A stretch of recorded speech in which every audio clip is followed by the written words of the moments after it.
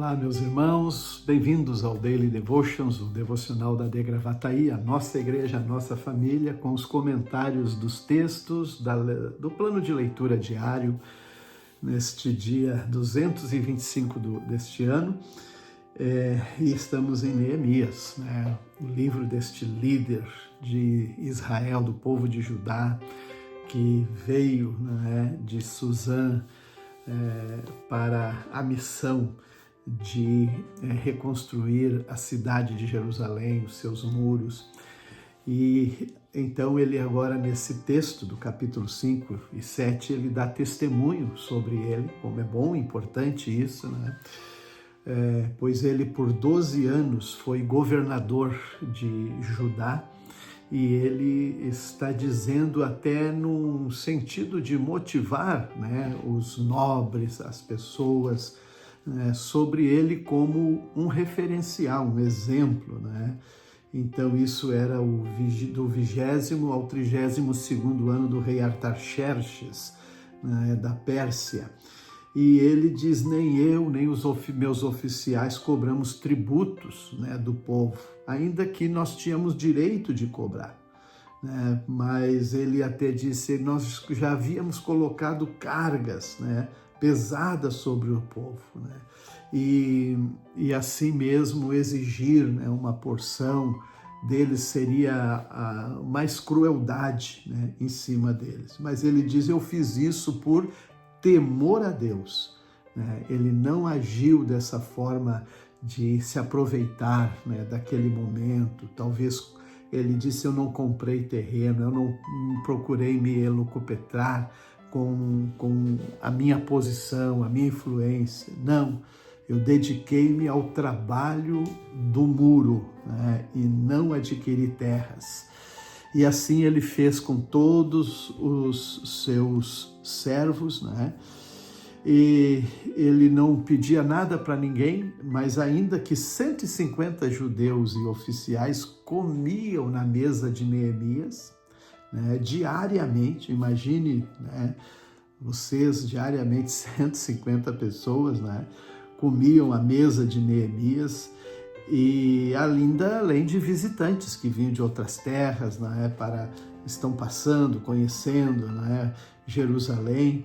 E os suprimentos, né, ele pagava todos eles, né, tinha um boi, 6 das melhores ovelhas e muitas aves para alimentar essas 150 pessoas.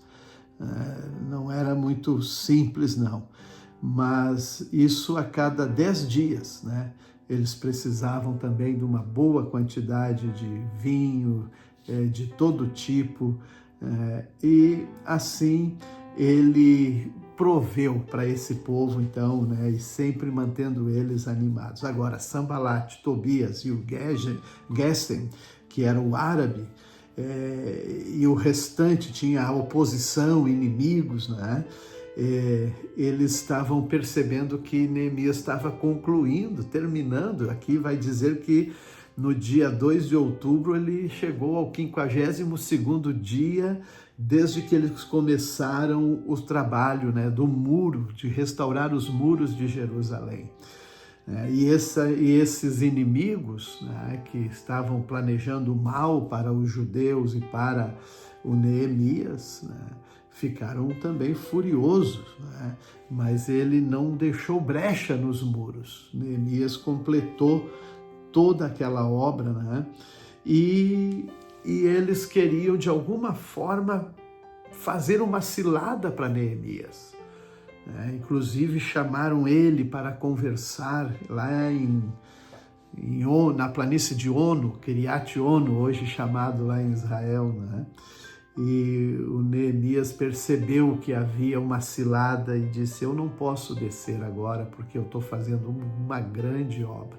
Por 4 vezes eles repetiram, e na 5ª vez, né, eles trouxeram uma carta aberta de ameaça, como que se Neemias estava querendo ser rei né, sobre o povo, se constituir rei e se rebelar contra o rei Artaxerxes. E ele disse: nada do que tu está dizendo, Neemias dizendo para Sanbalate, nada do que tu diz é verdade, tudo é invenção sua.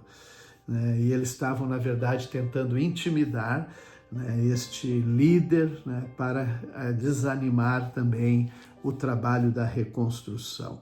Mas daqui a pouco ele também recebe uma mensagem de Semaías, que era como um profeta naquela ocasião, e aí ele disse: vamos nos encontrar no templo de Deus e trancar as portas, pois os seus inimigos vão vir te matar.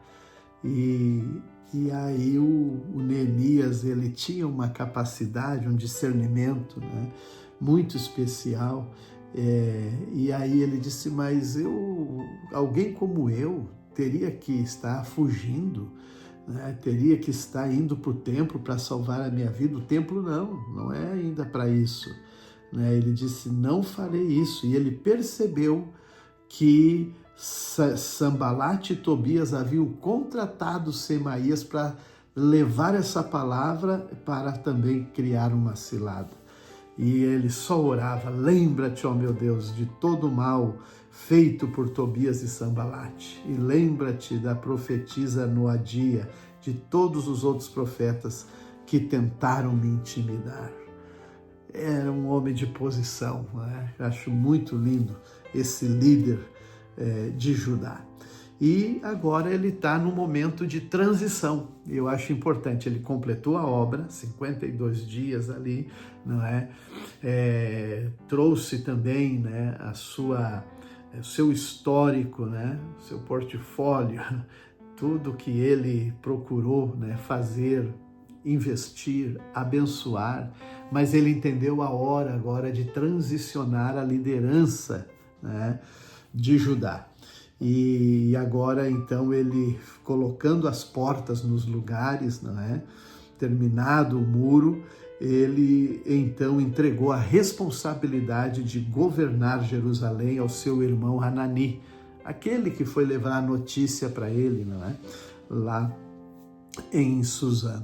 E também a Ananias como comandante da fortaleza, pois era um homem fiel que temia Deus mais do que a maioria dos homens. Esses eram os referenciais que Neemias buscava naqueles homens. E agora ele vai dar uma relação que ele encontrou, dos judeus que retornaram do cativeiro da Babilônia, sobre a liderança dos homens que foram incumbidos dessa tarefa, e eu achei muito lindo. Agora eu queria destacar aqui rapidamente, dentre todos estes que estão listados, havia também um chamado Barzilai, Vocês lembram esse nome? Eu dei muita ênfase na história do rei Davi, naquela questão fugindo de Absalão, e como aquele Barzilai foi um homem nobre, um homem generoso com Davi.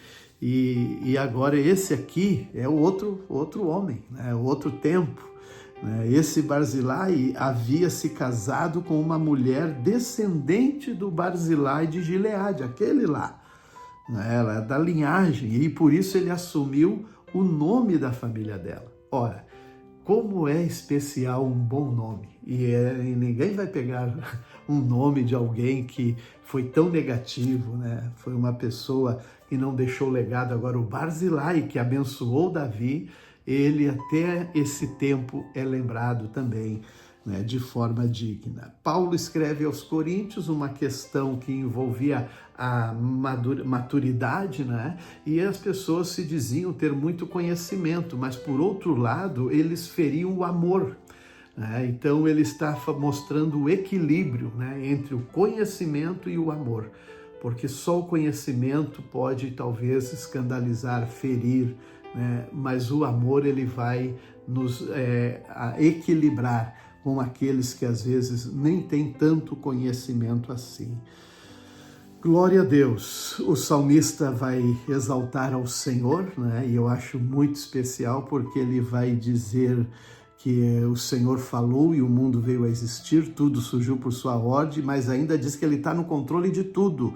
Mas os planos do Senhor permanecem para sempre, os seus propósitos jamais serão abalados. O Senhor desfaz os planos das nações. Ele é Senhor. Deus abençoe.